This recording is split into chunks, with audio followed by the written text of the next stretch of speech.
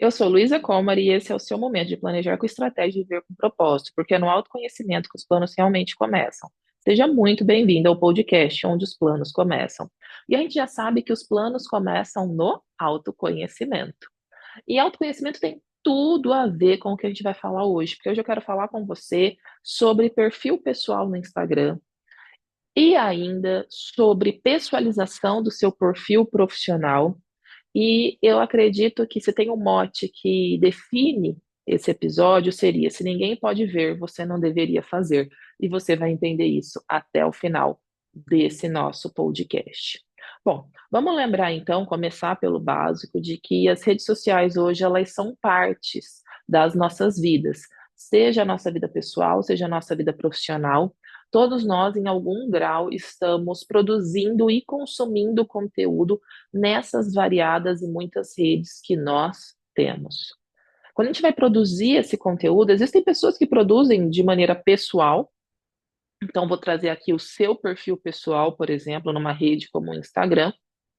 E tem pessoas que produzem também no profissional, que são, por exemplo, as advogadas, as empresárias, empreendedoras que aqui me seguem, que já têm o seu perfil profissional, não só no Instagram, no LinkedIn, no TikTok, que de repente tem também um podcast.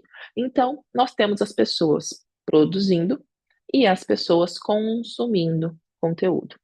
O que acontece é que eu vejo que muita gente erra, e é por isso que eu quero falar com vocês, porque tem muito a ver com o nosso tema. Como aqui a gente fala sobre autoconhecimento, como a gente sabe, fala sobre viver a nossa verdade, hoje eu quero falar sobre os riscos e benefícios de expor essa verdade no digital.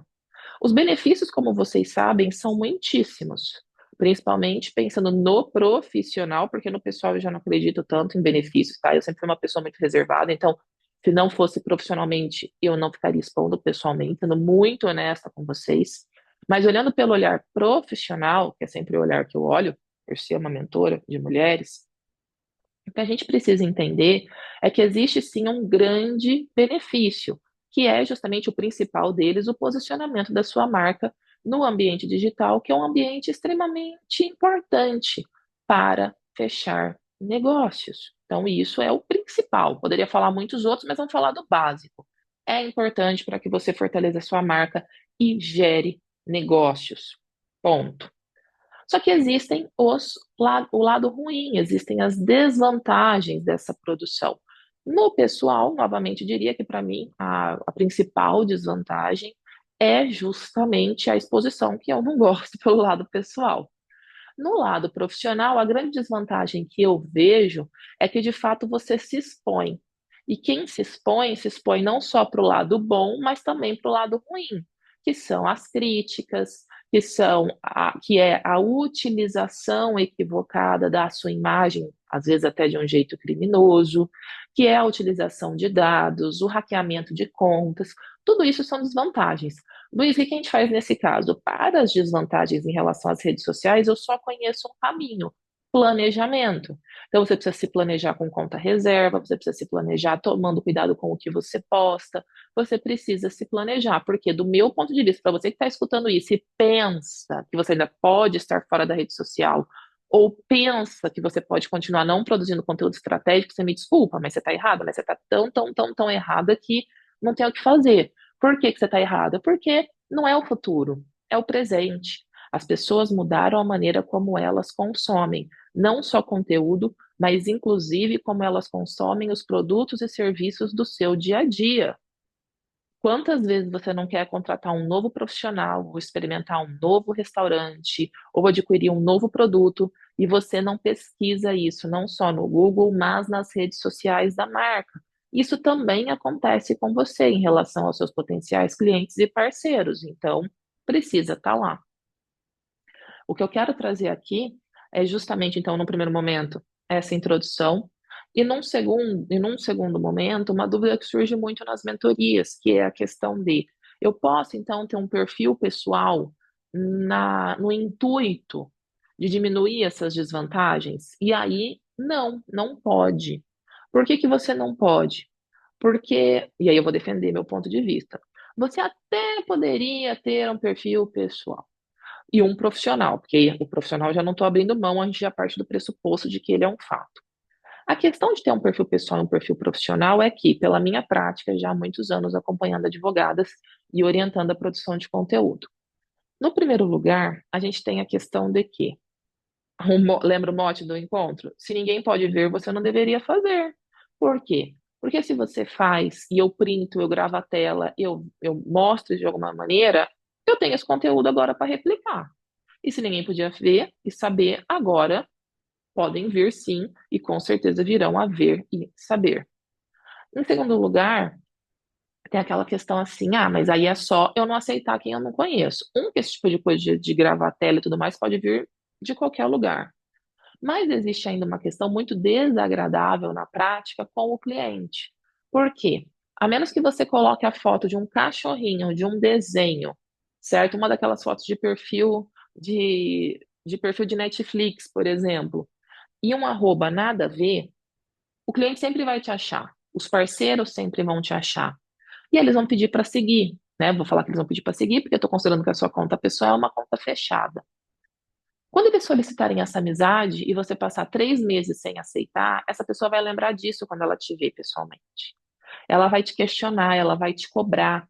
Então, a rede social, que é uma rede de relacionamento, você vai acabar utilizando isso para criar o quê? Um ruído, tá? Você vai criar um ruído com essas pessoas, então não é interessante. Então, novamente, o único jeito seria colocar a foto lá do estranhozinho ou de uma bolachinha e um arroba que não tem nada a ver, tá? A gente precisa lembrar que, nesse sentido, as pessoas querem te acompanhar. E aí é por isso que eu sou defensora do perfil profissional com desculpa, me perdoem, do perfil profissional com pessoalização, com humanização, né? Então, da gente ter uma estratégia na qual você vai conseguir trazer, de repente, conteúdos que são relevantes para você, conteúdos que de alguma forma talvez estivessem no seu conteúdo pessoal, como as bandeiras que você carrega, como as pessoas que lhe são importantes na vida, sem que isso te coloque em um risco desnecessário, tá? Ah, Luísa, mas sabe o que que é? É que eu viajo e eu gosto de mostrar o tanto que eu aproveito a viagem. Gente, você pode mostrar a viagem. Agora, será que você precisa se mostrar 150 vezes de biquíni? Será que você precisa mostrar o que você bebeu a mais um dia? Será que você tem que tomar cuidado com isso. É igual a questão da maternidade. Eu posso mostrar maternidade? Claro que você pode. Mas será que você deve mostrar toda hora e tudo que acontece com seus filhos? Eu, particularmente, acredito que não. Nem no profissional e nem no pessoal, diga-se de passagem. Por quê? Porque você não sabe onde isso vai parar e seus filhos têm uma vida inteira ainda. Coloca eles em risco, a imagem deles em risco. Luísa, e eu posso colocar o que eu acredito? Claro que você pode, sabendo que assim como você pode arranjar briga, porque você fala o que você acredita no grupo da família, você pode arranjar briga na internet. A questão é, quais são as brigas que você está disposta a lutar? Nós somos seres multifacetadas, mas temos que tomar cuidado, porque sempre seremos julgadas no ambiente pessoal e no ambiente profissional.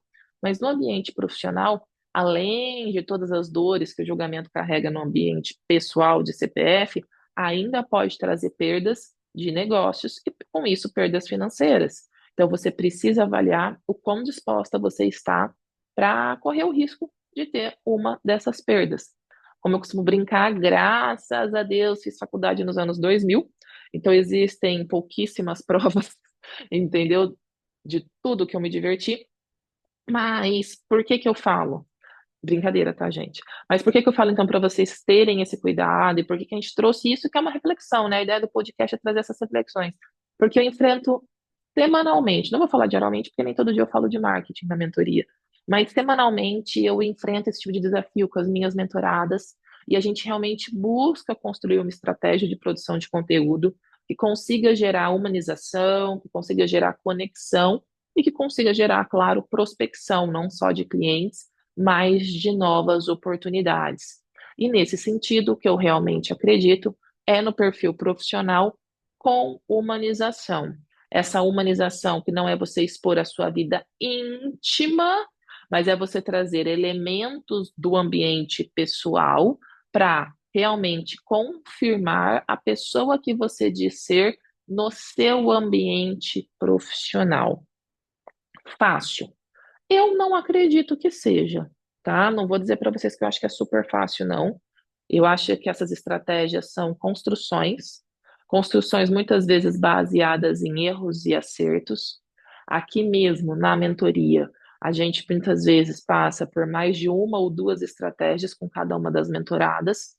A produção de conteúdo no sentido de quantos reels produzir, sequência de stories, isso é um pouco estratégico, né? Ou melhor dizendo, me perdoem, é um pouco fixo. De tempos em tempos isso muda de acordo com o algoritmo, mas naquele lapso temporal a gente consegue manter. Agora, a questão do conteúdo, do que eu gosto muito de pensar no 80-20, o que é o 80-20?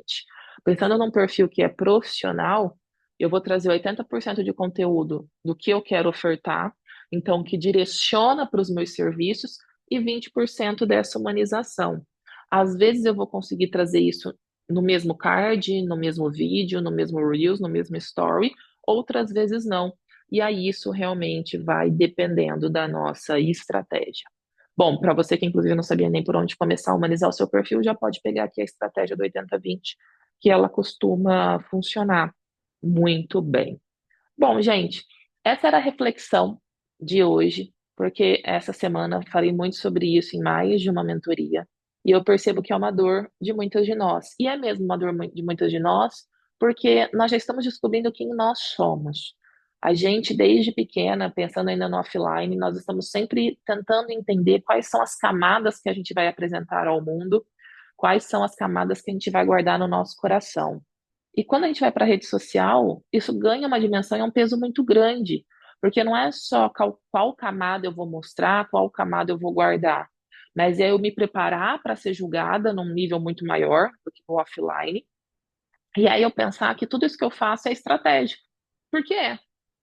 Então eu sei que isso dá um nó na cabeça de qualquer uma de nós, mas eu espero que as reflexões de hoje tenham ajudado vocês a pensarem por outros ângulos, de outras maneiras, e principalmente pensando numa mulher que ajuda outras mulheres pelo aspecto principalmente profissional. Espero que tenha ajudado vocês a entenderem que vocês precisam ir para as redes sociais com estratégia, porque também não é só ficar produzindo conteúdo à torta e à direito. Tem que ser um conteúdo estratégico, tem que ter métrica, tem que ter insight, para que vocês possam, de fato, alcançar os resultados de vocês. Pessoal, muito obrigada por mais um episódio. Até a próxima semana.